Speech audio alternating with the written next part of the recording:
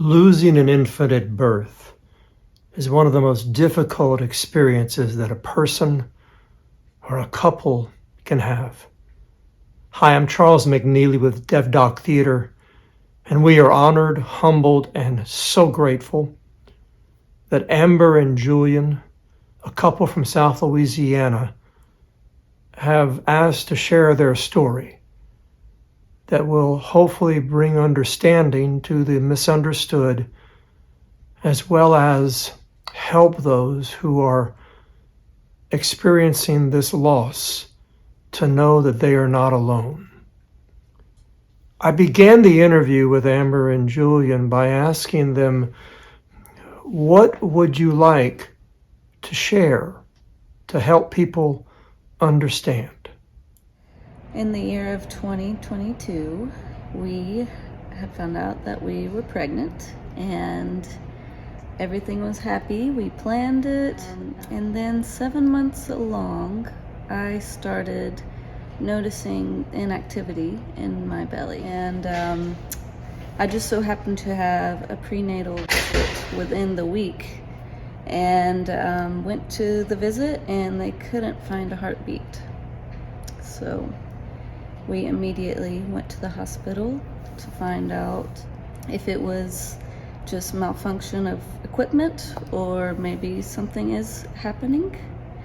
And so they did an ultrasound and found out that my baby had passed. So it was hard. It was a hard day. Yes. Amber, what did you find yourself receiving from others that you would like to share after that happened? Complete and ultimate support and love, and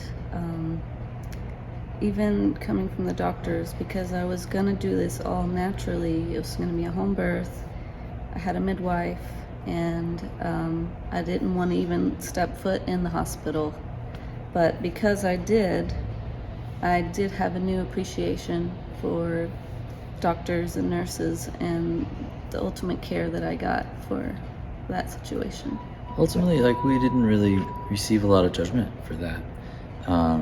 We were going all natural with this birth. We ended up having a very intimate relationship with the hospital. But along the way were some incredible nurses and some great staff, and of course they weren't perfect, who is, but we were left feeling with good love and compassion and understanding about what we had gone through. One of the questions I ask other people is, if we were doing a play about this, what's the one thing that must be a part of that play? Would you be able to share your thoughts on that? What's really struck me about going through this is I think about how many people told me that they themselves had went through something very similar. They had lost a child, whether it was in the first trimester or the third. Even the nurse who rolled us out of the hospital, she too had been through it. And so the thing that I learned going through this that really helped me go through it, of course, was it's something that almost everybody has had contact with in their life, and it is the hardest thing to say or to talk about. Our baby is dead. It's a really awful thing to have to say, but really I think that we would benefit quite a bit if more people would feel okay to talk about it and to express that I've been through this, or even so much as I know someone who's been through this, or it is absolutely incredible how many people have had similar situations to us. The universal contact that almost everybody has had with this really awful, traumatic experience, right. That just, leaves you feeling completely empty, and so many people have felt this way. And the only thing that made me feel a little less empty while it was happening, and even now, is knowing that other people have been in the same place as me. Amber, do you have something? To understand that it's not always going to go as you expect, and to not have fear, because anything can happen, and in the end, it's okay. it's hard. It's hard, but you get through it. As humans, we are capable of getting through it, even the hardest things. Yeah, I want to echo that. People have asked us, like, you know, are you worried about it next time? And it's like, the answer is yes, and it's no. Of course I am, but I'm not gonna let that change the way we make decisions around like having another kid someday. We're gonna go into it without any fear, and know that the outcome will be okay. However, it does happen. When did you get to that? Was that mindset of no fear, or was it got you there? Being supported and loved and just shown that it's gonna be okay. Really, we did get through it. Having someone there. Also, we're trying to come up with like an example of what it's like. I mean, I guess it's sort of like if you ever dug a hole at the beach and it keeps filling up again with sand. Like, it's a bit like that. It's not something that like you've just you flip a switch and it's done. Like, keeping like this mentality of like this no fear, something that needs constant upkeep, constant like reminders and encouragement, and I suppose it was a little while before it happened, but even now, and as certainly as we move towards like the next pregnancy, it's something that always has to be reaffirmed, like shored up. It's like it's a belief that you have that, you know, to be fearless, and it takes support and it takes like constant reaffirming. Absolutely. Great point. You talk about encouragement.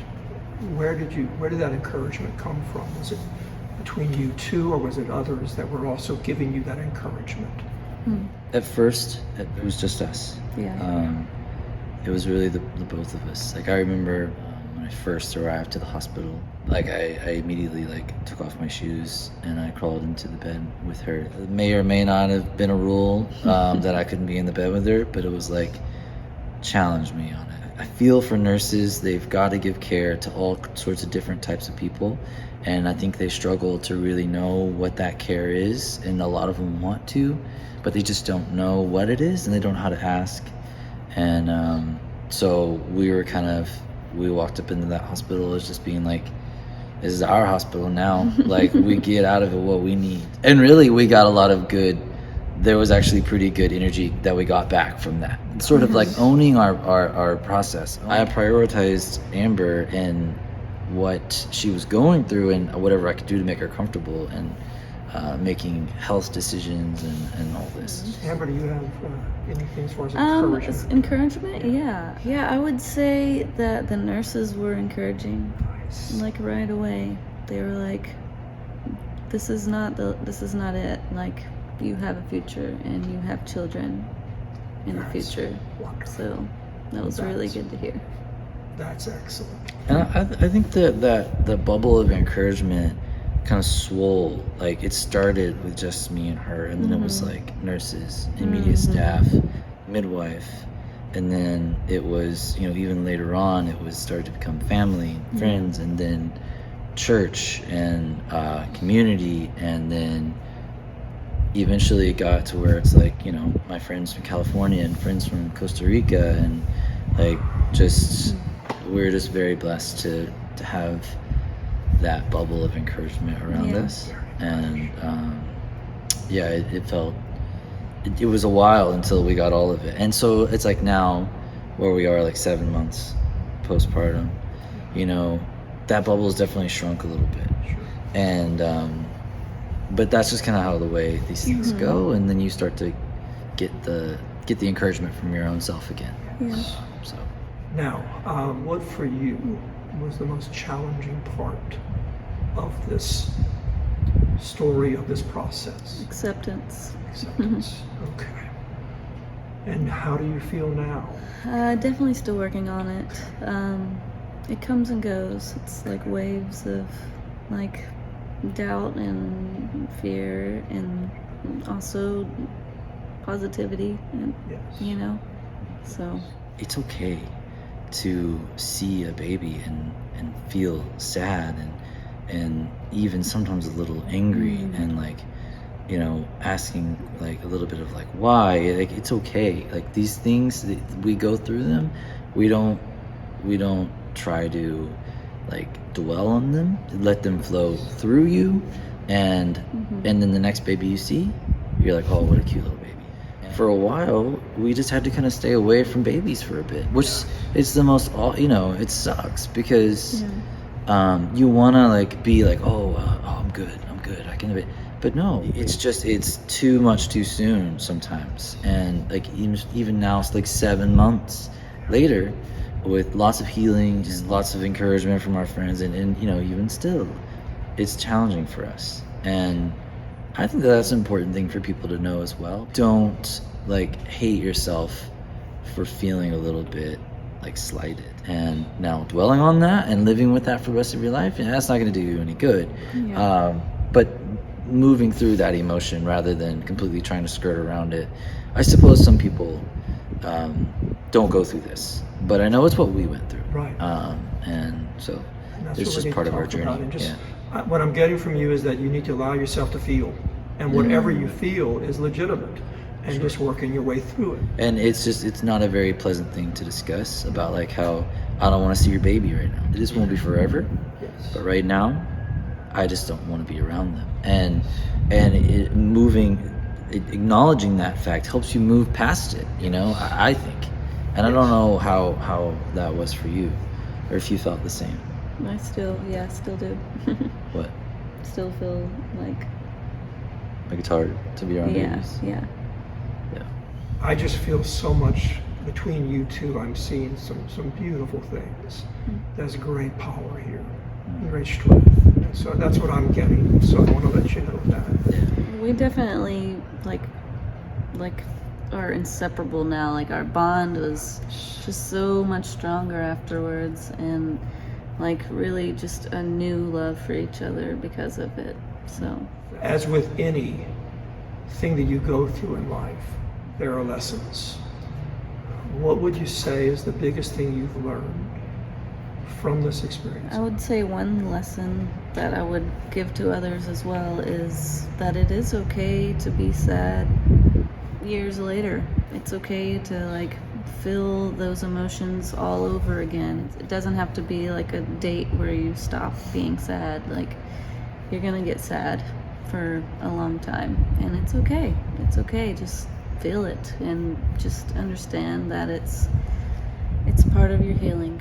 And I'll share something a little more specific about loss of a child, or just loss in general. Probably this is applicable to more things, but like the last time we saw John, just our son's name, we were in the hospital room. We'd just been moved to a new room, and so they were just about to take him away, and something just kind of spoke to me and just told me that I really needed like one last moment, or Amber and I both needed one last moment.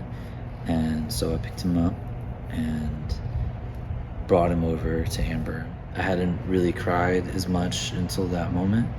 I hadn't really felt myself feel it until that moment. And I brought him over to Amber, and we just had another really kind of a big cry about it, and then we brought him, and away you went. And so, as speaking to that moment, and like, if I wouldn't have had that moment, I really strongly feel like I would have regretted it.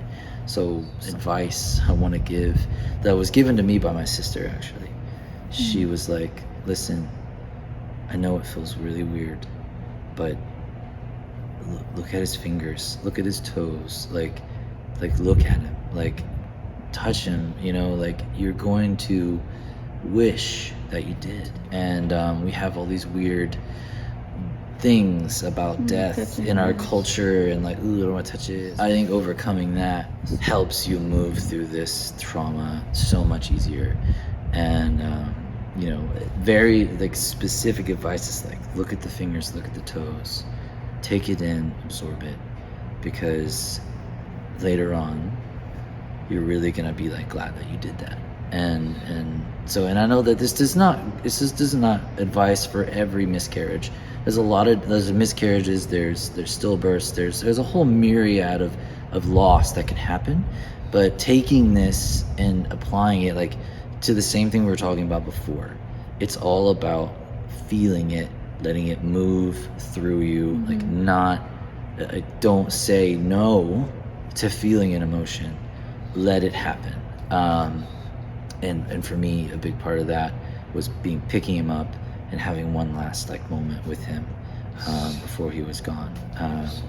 So I think that's something that really stuck with me about this. You did what? Like, you wanted to hold your dead baby? Like, yes, I did. I did want to. And if you go through it as well, I strongly recommend it. So is there anything else that you would like to share to reach the people who are in some way going through the same thing that you're going through? Is there anything you would like to say? I would just want to reiterate that they're not alone, and that's really helped me. And I don't know, just not feeling like you're going through this by yourself. It's just, I don't know, I feel like that was a big part of me healing. So Yeah. Thank you. And as like a counterpart to that, I want to like tell a quick story. You know, a lot of people think that they don't have it in them to do things, and like, so I personally have a bit of a problem with blood, and so the story goes like this. They were about to just come in and give her an epidural. She had been in a lot of pain, and they were like, okay, let's just do this epidural thing. So as they're trying to move her into this position, it's like John is coming at that moment. And we, you know, going the natural way, we know that like gravity helps a baby descend and be born. So we knew this, and we've been studying up on this, and I just think her body just knew that this is how she wanted to deliver. And so even in like the most incredible pain of her life, like they weren't able to do the epidural, they were just about to do it, but it was like, baby's coming now. And Amber just took complete control of that situation, even though in pain and really, so she's already almost in that position to get off of the bed, and so she continues to get off the bed, pretty much under your own power. I don't think I had control over it. I mean, I don't remember, because everyone was just like, this is what you're doing. Everyone in the room was trying to say, oh no, lay back down, lay back down, lay back down, like don't stand up, like lay down, you gotta lay down.